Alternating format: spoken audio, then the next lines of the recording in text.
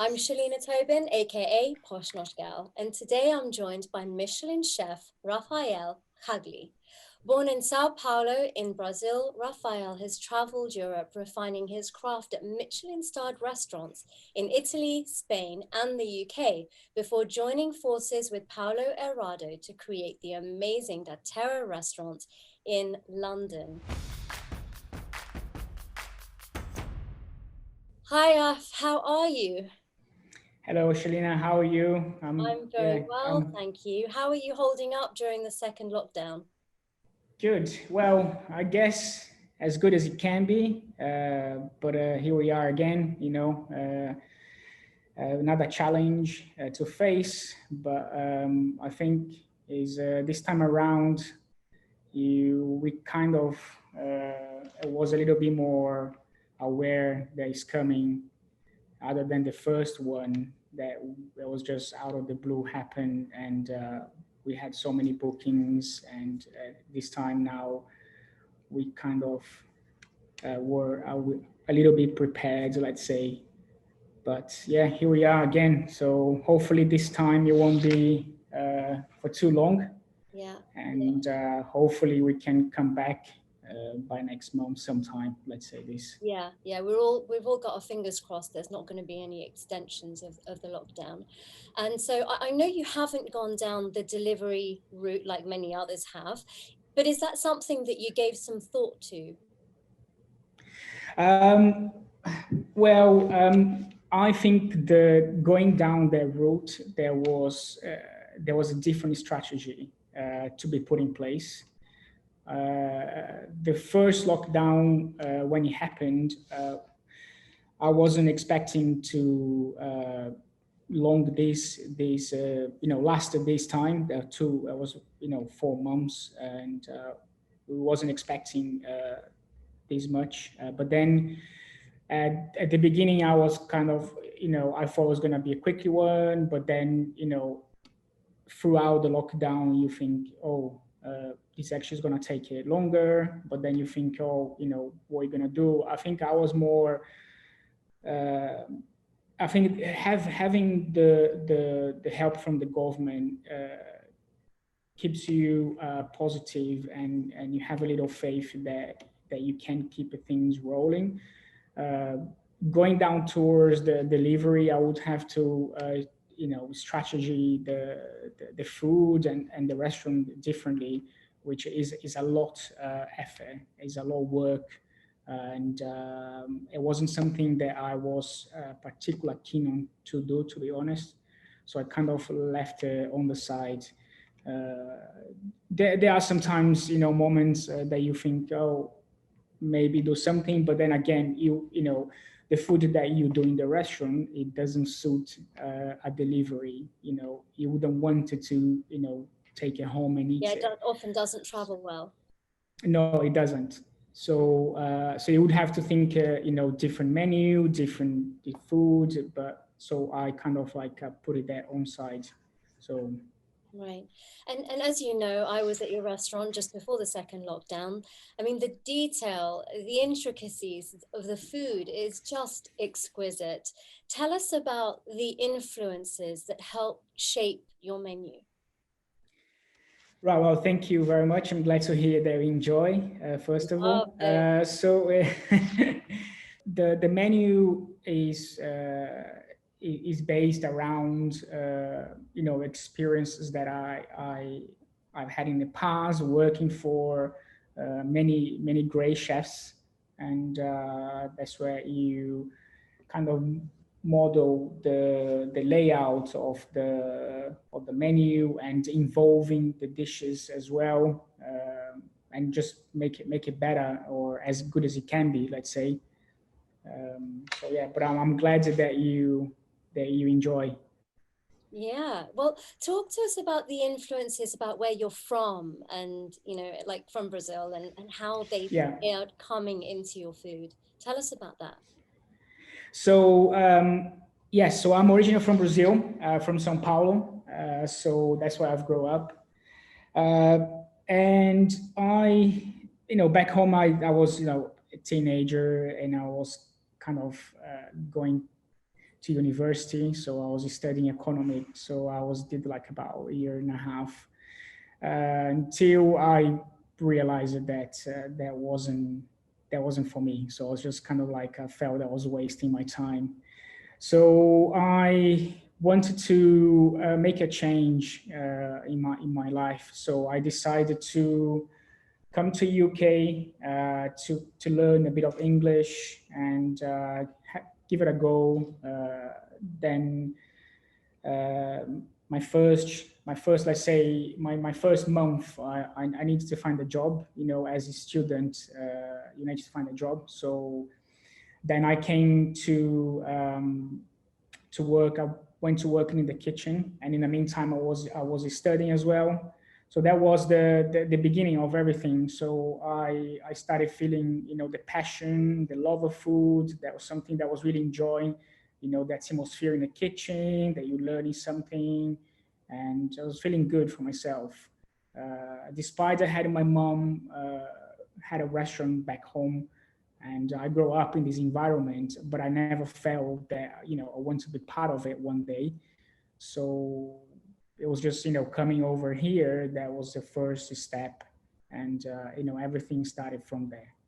Right. Okay. So you never really, you didn't cook when you were a young boy. It No, started no, when you nothing at came all. to That's why, yeah, I felt that I had a lot to catch up because, you know, despite some youngs, they have, you know, they discover, you know, they want to be, you know, chefs when they have, you know, 16, 17. They have opportunities to work in the age. I think is brilliant, but it didn't happen that way with me. So I actually yeah, started, I felt I started quite late. So I felt I had a lot to catch up.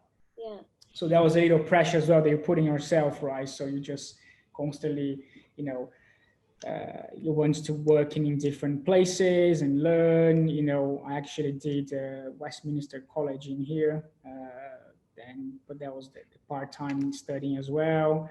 And until I moved to Italy, then I went to Spain, so came back to UK. So there was a lot going on in between. Yeah. So you mentioned that you had studied economics. What was it that made you decide to become a chef? I mean, how did you go from economics to a chef?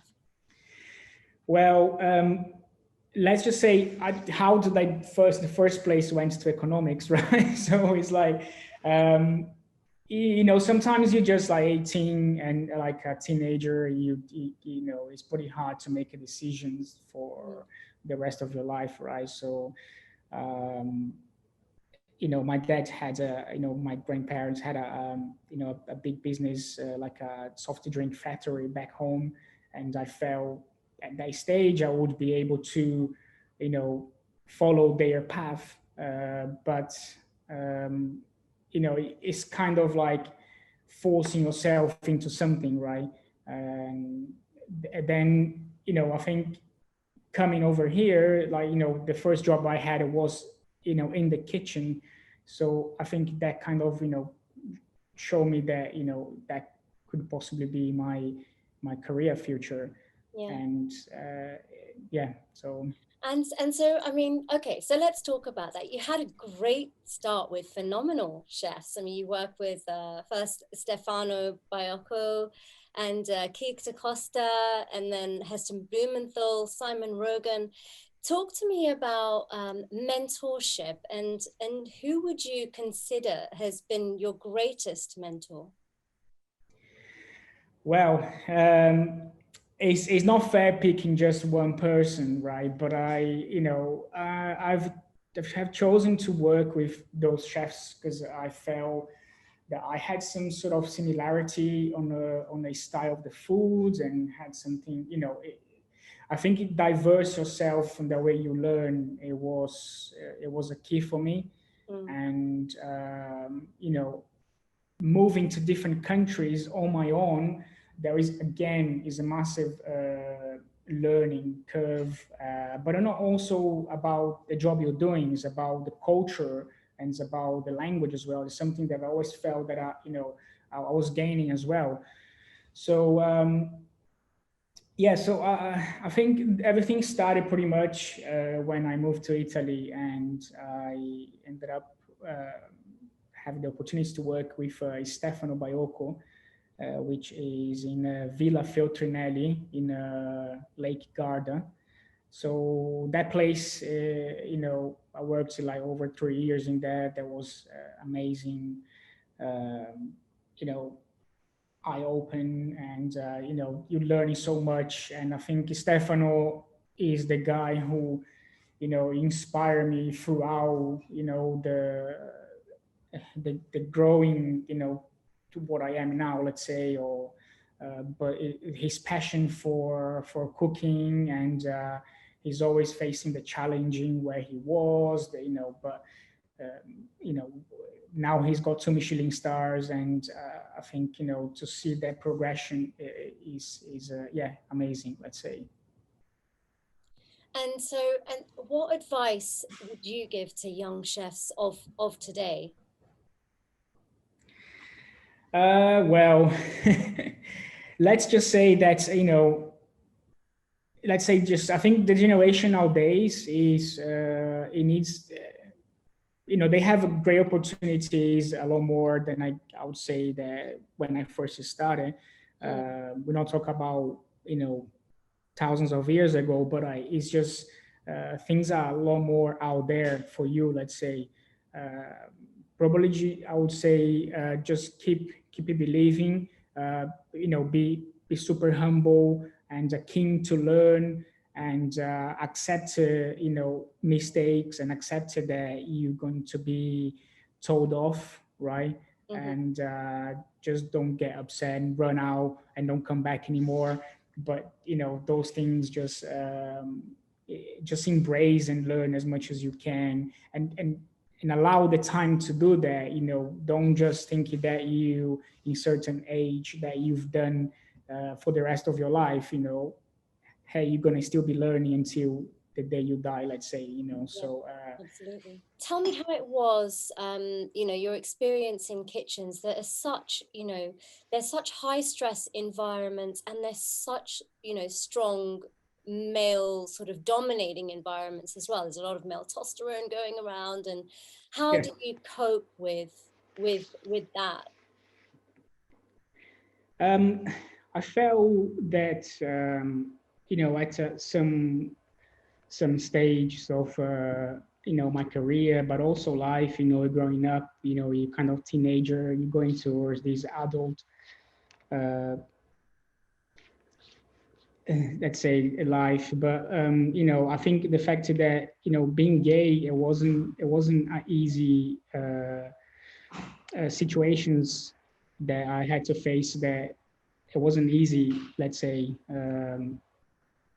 I think working in kitchens, you pretty much predominantly men, and there's always there's a banter, there is a jokes, but there's a lot bullying as well. So I think that one thing that probably helped me to go through it was the fact that I'm not camp, so I could get away with a few things. But in your head you're kind of like, I think, like, is that I never wanted to these interfere on my on my career, let's say, or being in the kitchen, you feel that you always have to constantly proving yourself, and I never wanted to this be part of it or interfere on my career.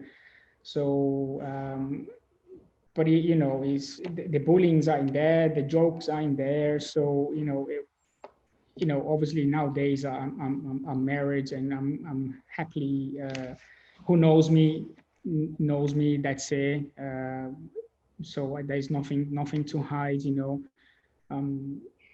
I have an incredible husband, and but like back in years, let's say, when he started in the kitchen, so you kind of don't know where to position yourself. So yeah, but it was just kind of worries, that you sometimes try to pretend to be the person that you are not.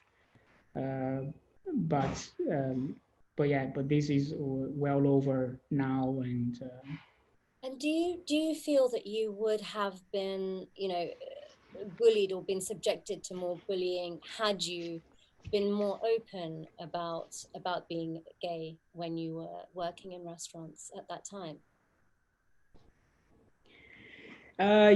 yes and no, perhaps. I never felt comfortable straight away saying, "Hey, I'm gay," you know. But I wasn't, you know, I never felt the point of doing this anyway. You know, I think it shouldn't affect on your work. You know, Yeah. whatever you are, whatever you're coming from, doesn't matter. But at some point, we started thinking this, you know, so you better, you know, keep yourself for yourself, you know, in order to keep things like, you know, smooth and avoiding conflicts, let's say, you know. Mm. Uh, but but yeah, maybe I wouldn't know if that would have helped or not. Yeah. But And so you met your husband at the Fat Duck. Tell me about that. yeah, so Charlie's front of house. So you know, in the kitchen, we met the Fat Duck 10 years ago. So yeah, so we've been working together for a long time now. Kind of. So he's now currently working with me here in the restaurant as well, which is just amazing to have. But he's also super talented as well what he does. And yeah, been married for 5 years now. Have a beautiful chocolate Labrador as well. Oh. So yeah, so it's And was very. Charlie was he a chef or was he always front of house? No, he started as a chef. Okay. So he did the Westminster, and he's always worked as a chef. Early stage of, you know, when he was teenager, and then eventually he moved to front of house. Yeah. Yeah. So that's kind of like a match made in heaven, one would say, because, you know, working as, you know, a team in a partnership, you know, one in the kitchen and one front of house. I've spoken to a lot of couples who have the same dynamic and it works incredibly well. Yeah, let's say this. Yes, is for me is a you know, since he joined in here like a full time, it took a lot from my shoulders, you know. So when you run the business like this, and then you have the, you know, you want to be focused in the kitchen, but you also, you know, always concerned about the floor. So you know, having him, you know, is he only helped, and having the eyes that you trust in there. Yeah. And this is perfect, let's say. Yeah. Yeah, you've both got the best intention for the restaurant, and you Yeah, trust each other to get the best out of each the other. best out of him. Yeah, Yeah, absolutely. Yeah. absolutely. And do you face, as you know, as a married gay couple now, do you face any sort of discrimination? I would like to think we don't. Um, Luckily, that we have, you know, we're surrounded by, you know, beautiful people, and you know, we have a beautiful friends. We have, they accept what we are, who we are, and together, and I think that's enough, right? We, let's say, yeah, we have a beautiful family for both sides, and which, you know, accept us and support us. So I think this is more than enough. And you know, I couldn't have asked for, you know, a better situation, let's say. So Yeah. yes, sometimes if you might face some sort of discrimination, but you just try not to take it. Really, I don't know. I never actually experienced anything, you know, that bad. Let's say so. And what would your advice be to someone else in your shoes who's, you know, who's up and coming chef working in kitchens, and it's, you know, obviously very, you know, difficult environment already. What would you say about, you know, someone who's struggling to come out with their sexuality? Just first of all, just be what you want to be, and just believe in yourself. And if that person or doesn't want to be, with you, or doesn't want to be close to you because you are whatever you want to be, I think that is a minor thing that should be a worry in your life. There is plenty out there, people out there that will be loving you for what you are. So concentrate on that. Um just be surrounded by good people and good energy, let's say, and just don't try to be a person that you are not. Let's say this. Mm. Yeah, this is the worst you can possibly done. Let's say. Yeah, yeah. I think it's, a lot of people struggle with it, and thank you so much for sharing. I think, it's really, really inspirational and awesome of you to be so honest and open. At what point did you feel the time was right to start up on your own? I was having this feeling for a while, and then it was just a matter of having the right opportunity. And after working all this time for great chefs and living abroad as well, then I needed to, I needed to express myself throughout my cooking. So the only way to do this is when you work for yourself, when Mm. when you have the opportunity to open your restaurant, and that's what happened to me. So I was with Simon for a long time, and I'm amazing chef, amazing person. But at that stage I felt, and there was just in case of opportunity as well came up to starting this partnership with Paulo in here at the Town Hall Hotel. Yeah. And was there, like, did you have any fear behind starting up on your own, or were you very kind of determined to succeed and do well? Uh, the fear is always there. Obviously, you don't succeed if you don't have a fear, and but you kind of gonna have to um, gonna have to try. You're gonna have to do right. Otherwise, you wouldn't know if you'd become a successful or not. Uh, I think we still have a lot to go. We still have a lot to learn as well. But yeah, I just more exciting of to do something, and there was, yeah, just to say this is mine, and kind of this is my dish. I put on a menu. I want to see people reaction, when they're eating. So that was more that kind of feeling that I had really. And but looking back now, it is a lot stressful. Yeah. It's not just like a wonderland.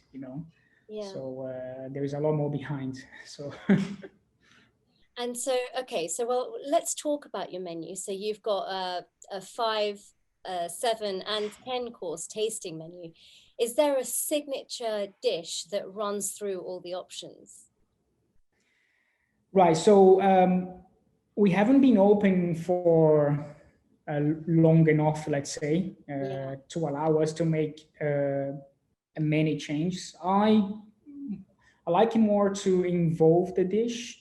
So other than just get rid of and come with another one, I'm very much into consistency. Right. So I like to get the dish and involve and make it better, and make it tastier, make as good as it can be, let's say. Yeah. So there are dishes in the currently menu that we just started, let's say the scallops, but from when we started until now has changed so much. So so that's what I like to see, and improving the quality, the way it look as well. Yeah. So there are a few elements in there that currently on the menu.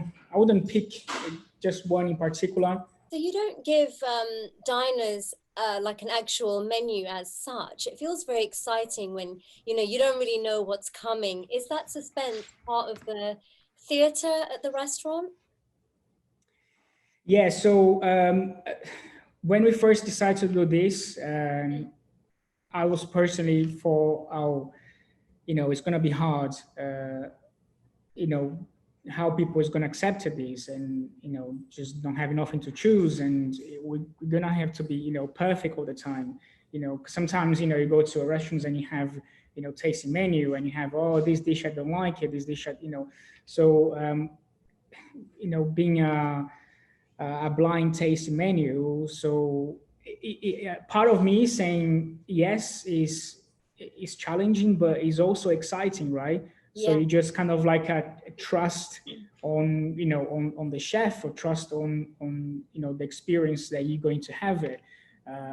So again, that kind of, you know, throughout the time, it is building more confidence of, you know, yes, it's nice, it's good, people are enjoying. yeah. So And but yeah, it on the just, whole, how do you find that? I mean, how do you find the people? Do they like it? Do they enjoy the fact that it's a surprise, or do you think that on the whole people prefer to see a menu? No, I think yeah, there is, but what I've learned, if you know, through this time, it was that people actually giving a great feedback, and because what I want to bring in here is that, you know, just come sit down. You know, we don't turn tables, so you know, you can sit down here as long as you can. Well, let's say not in the current situation where everybody needs to be out by 10, Yeah, but the idea is that, you know, it's like, you know, at home, and you just having a, you know, good time, good foods and good drinks, and you enjoy yourself. You know, I personally, I'm all the time in here in the restaurant, so you know, I'm every service as well. So I do like to go and talk to the guests, and you know, have the, you know, the interaction. We've got some great regulars as well, which, you know, considering what we do and where we are, you know, having regulars is amazing. That means we're doing something good, right? yeah, So keeps you, you know, all the feedback just makes you, you believe that you're doing something, you know, right, and just kind of like a building your confidence, and to be able to give even more as well, you know. yeah. And you know, there's something a little bit different as well about it, because you know, not only is the food a little bit of a surprise, but also, you know, your drinks pairing menu is unusual as well. Is, you know, you don't just stick to wine. You have beer on there, you have vodka on there, which is quite interesting. I like that kind Yeah. of variation. Yeah, and to be honest, I would love to even be able to offer more random selection. But sometimes, you know, when it comes down to pairing, and you know, there is some, you just got, you can't go too crazy, because the acceptance is not much in there. You know, people still wants to have the wine. You Mm, know, and but you know, you know, it's nice to work with that. So you don't only necessarily can match, you know, the food with wine. You can, you know, you can pairing with any other drinks. You know, and I'm not saying that that is the way it should be, yeah, uh, but it's just nice to, you know, to play more on that side as well. You know, it breaks down your routine, or your classic, you know, the totally agree. tradition, let's say, you know. Yeah. And yeah, I think it's part of the experience as well, let's say. Yeah, and also part of the experience. I mean, it's quite interesting because on your menu you've also got the little chicken feet on the menu. Yeah. What region is that from? Right. So the chicken dish is also one of the dishes that is being since day one, but we kind of, you know, make it so, um, let's say we involve these dishes so much. I think when I went to Hong Kong, basically, and you know, in China, they, you know, chicken feet is one of the, you know, the things that people eat here. So it's nothing kind of new. Even my bring it back, if you want to bring it back in memories from my granddad making, a whole chicken like a stew, and there was everything in there. There is from the from the feet, from everything. So Right. it was not about the primer cuts. Yeah. So I think that kind of, once you decide, okay, let's have a look how it's going to work. And obviously you have, is a long process. You have a lot of bones to debone, let's say. And so when it's just kind of like a little crisp, let's say. If I say that is not a chicken feet, you wouldn't even, recognize the eating, let's say, right? So Really? Well, yeah, I mean, I don't think I'd recognize the taste because I don't think I've had it before. But in terms yeah. of looks wise, I mean, it was really interesting because you had contestants from the Master Chef this year at the restaurant, and there are a lot of viewers that obviously commented about the dish. Do you like pushing the boundaries with food? Yeah, absolutely. I mean, first of all, I don't try to read those kind of reviews and comments, because it's just is nothing good anyway. People is always gonna criticize, regardless. Yeah. So but it was interesting because in my mind, chicken feet, there's nothing unusual about that. I haven't created this. There is cultures and people eating for many many years. Absolutely, yeah. And yeah, so but I, on the other side, I do like to challenge a little bit. I think that's the great about food, other than just sit down and have a plate in front of you and you eat it. Yeah, but everything has to be tasted, obviously. But is intrigued to bring something, oh, what's this? You're eating, kind of, make you think, right? Yeah. So I think that's definitely the interest part of it.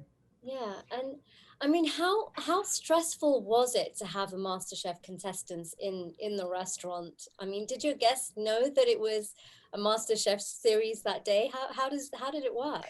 Yeah, we knew that it was. I mean, it was a totally nightmare. Let's say it was fun. It was fun. The contestants, they were great. They were great people. It must be stressful. And there was stressful because there was, the end of the day is a TV program, right? So you knew that was going to happen. It's being organized, but obviously sometimes, no matter how organized you can be, and is always can go different ways. So yeah, that was quite early started, as I remember. There is a lot of cameras in your face, and you're constantly going around, and and checking and talking. But there, yeah, it was quite a full on day, but it was. I think the end of the results, it was nice to watch. I was really pleased for everything. I don't know if you managed to see, but it was just like the whole shame of it. There was at the beginning of the first lockdown, Mm. and I guess everybody was at home watching, but nobody could book because the restaurant had just been closed.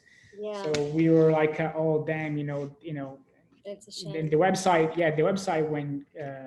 went crashed because there was like so many people wants to book, but Amazing. nobody could. So but it was a great, at the end of the day, it was a great final result, let's say. Yeah.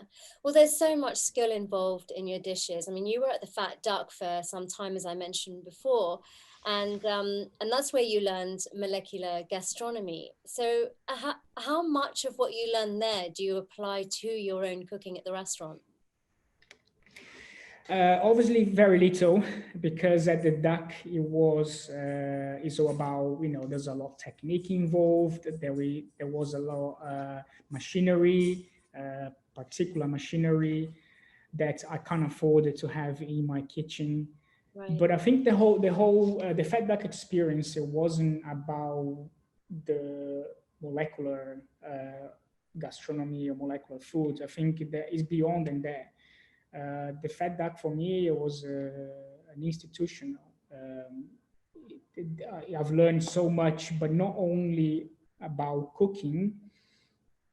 You learn how to look at things either right or wrong, but also the discipline. When you work with a great place like the Fat Duck, you work. At the time I was in there was so many great talented chefs front of house. Everyone is in there for a reason. Everyone was working together as a team, and there was the place is a clockwork. So you learn how to work, and you learn how to be in a clockwork. And but the discipline, that was one thing that I've always learned from the duck, and I'm always gonna take this with me. This is one thing that I find the most important nowadays in the kitchen. And so, I mean, it's not just the cooking, but it's the attention to detail in terms of, the presentation is immaculate as well. Did that come from your time at the Fat Duck, and how much thought did you put into the other elements at the restaurant, like, like tableware, for example? Yeah, it's perfection, right? So you aim in that direction, you aim in that way, and I'm personally like a kind of perfectionist. Let's say I'm very demanding, and I know what I like, I know what I want. So and for me there is no barriers. It kind of there's you're gonna that way, and that's it. So you kind of, yeah. Obviously the duck, there was a massive influences on me now, as a not only as a chef, but as a person. uh, Again, is the discipline, is the philosophy, is, yeah, you learn with the best. So I'm sure you can gain something good out of it. Yeah. And I mean, you talk about being a perfectionist. I mean, you also seem very calm in your character. How do you stay so, well, if you do, I don't know. How do you stay calm in the kitchen when the stress levels are so high? I think I'm getting older, actually. So yeah, so at that one point, it's like I can flip out sometimes. I'm not gonna lie. I think the thing is, I have a great team, and they put up with me in terms of all my demandings, and they know me as well. So, but it's constantly like a chasing. You're in there with them as well. You're showing you want to this. So because I'm in there so all the time. So kind of the chances are for the mistakes are less. So you kind of, okay. So there is no need to you know get stressed. But I'm I look calm, but I can Burning can flip out. inside. Yeah, yeah. Yes, I can. Yeah, there is some situations it happens that I do flip out. So I just go get some fresh air, take a breath, Yeah. 5 minutes, and come back. The thing is, it is an open kitchen, so So you everyone can can't, see everything. yeah, yeah. I know people like it sometimes, like a bit of Hell's Kitchen, but this is not a one. This is not me. You flip out because it's natural, right? Yeah. You're just looking to gain the best out of it. Yeah. But yeah, you can't. It's not the way that shouting, screaming, or swearing is not the way you're going to gain the best out of anyone. Yeah. So, So I'll do it. I just, yeah, keep it calm. well, these open kitchens, it's become so trendy to have an open kitchen and to share that energy with customers as well. How do you find it? Because obviously, when you were learning, you were working like, in back kitchens and not in the Yeah. public eye. So tell me about the difference, and how do you and the other chefs find it? It is hard. Sometimes it's not everyone cup of tea, to be honest. There is chefs there that just stay and hidden away, getting on with the mise en place, whatever. But I think it's great. I think it's not only the guest can see you, but you can see the guest as well. And I think that kind of connection, it has to happen, Yeah, in order to have a great experience. But yeah, also, we just serve it, all the food as well. So we come out every single course and serve and explain, you know, and have that kind of interaction with the guest. So, but it takes time. It's not just like this. Let's open up a restaurant and having an open kitchen that is going to be amazing. No, even the chefs as well. They learn. We're trying to having a briefing about it. The front of house team passing the knowledge.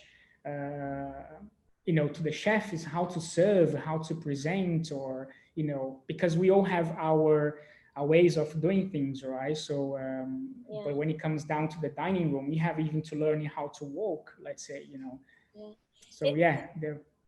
it's interesting you saying the other way around, because I've always thought of it, yeah, we're watching the chefs, but actually, once you've actually served the dish to the customer, do you go back and wait and see what the reaction is once they've tried it? I mean, the best reaction is when the dish comes back and is clean, right? So there is no food left. That's the best reaction, and I think that's the most like makes you smile, right?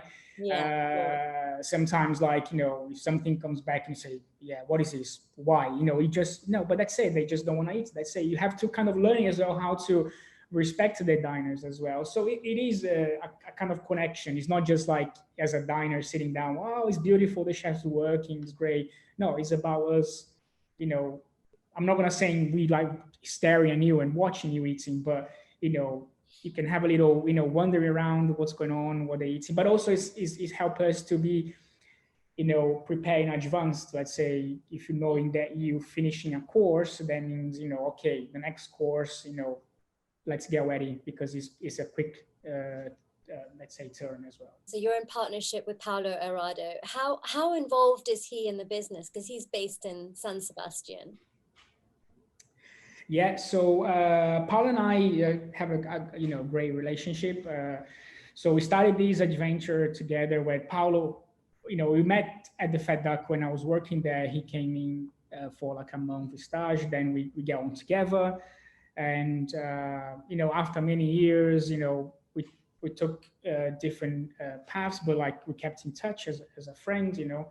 And that was just when I was working for Simon. Then we just kept talking. I knew he had Amelia in San Sebastian. Yeah. So then we felt that we want to do something together obviously in London. I'm quite settled in London. So I've lived abroad as well. So I wasn't planning to go anywhere else, and I didn't want to move myself to different country to do anything.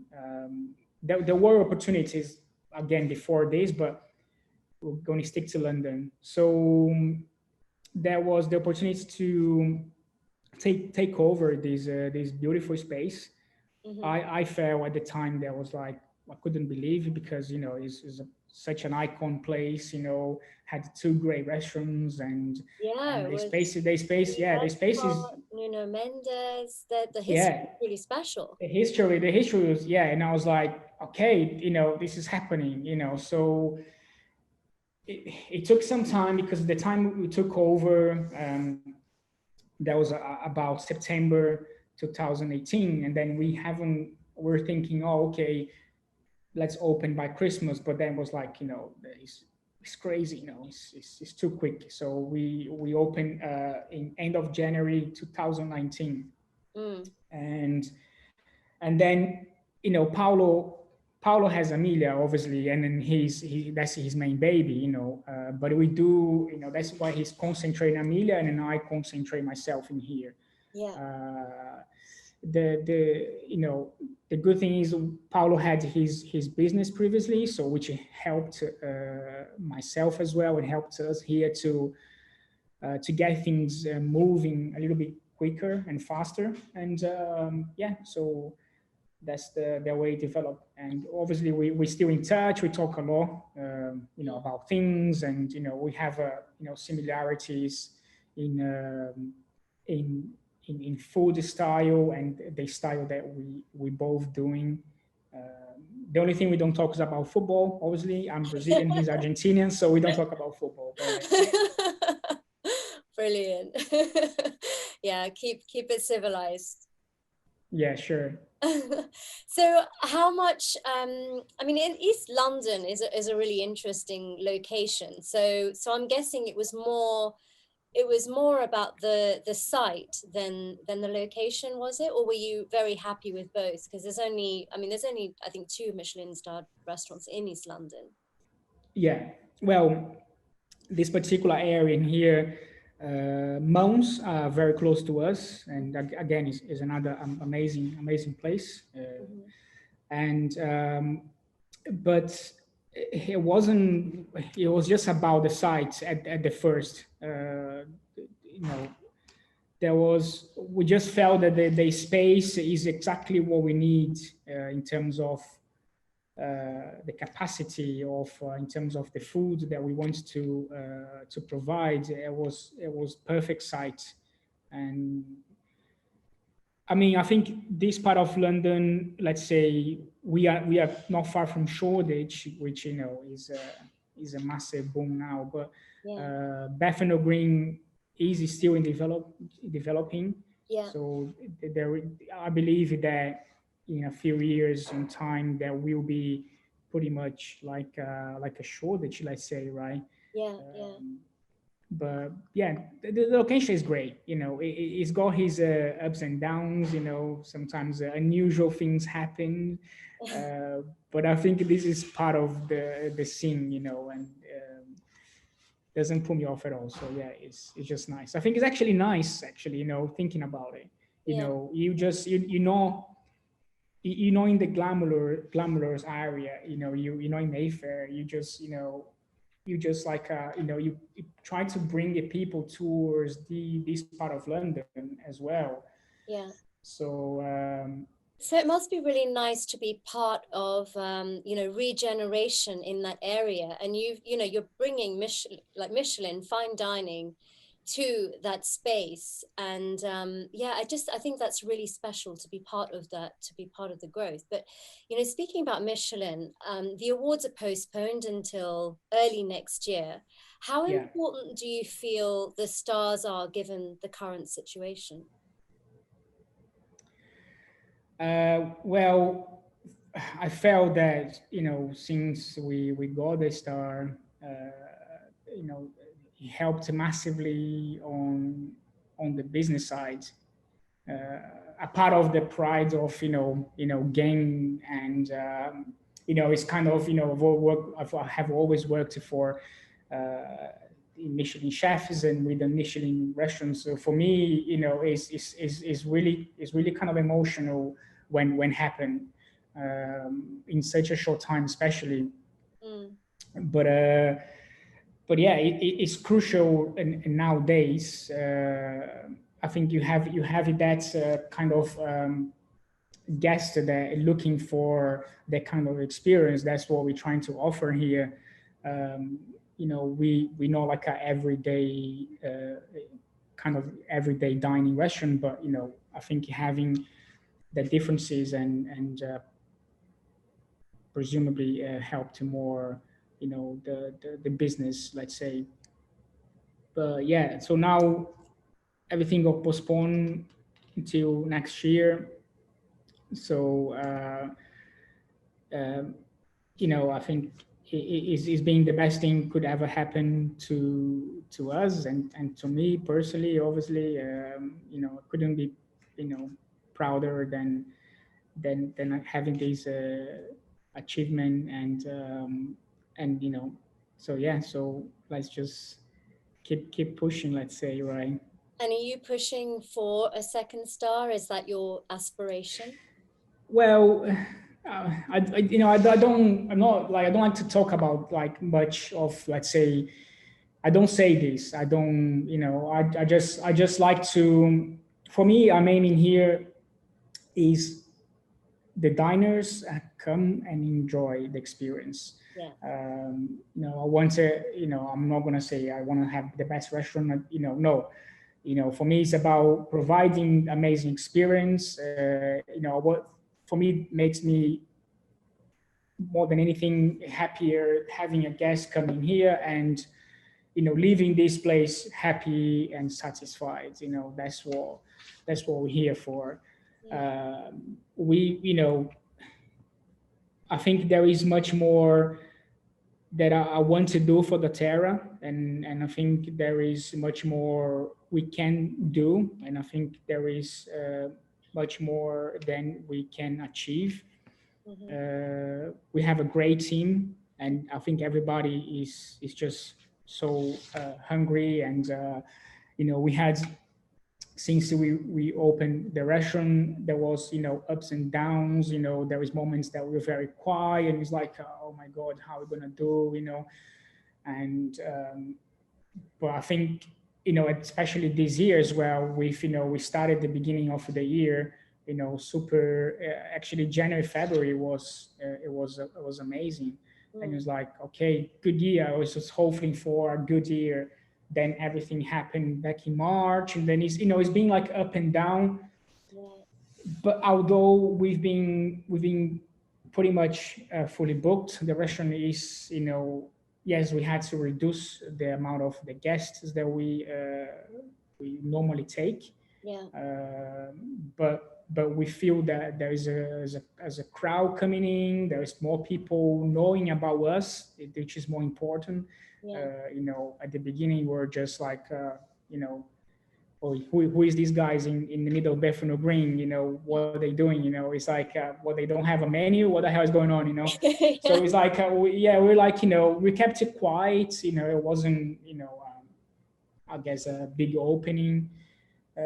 We suffered a little bit, but we hold strong, and I think now is more exposing and people knowing um, about us more and more. And So yeah, so. you're collaborating with amazing chefs as well. And I came for the dinner with Alex Dilling, which was fantastic.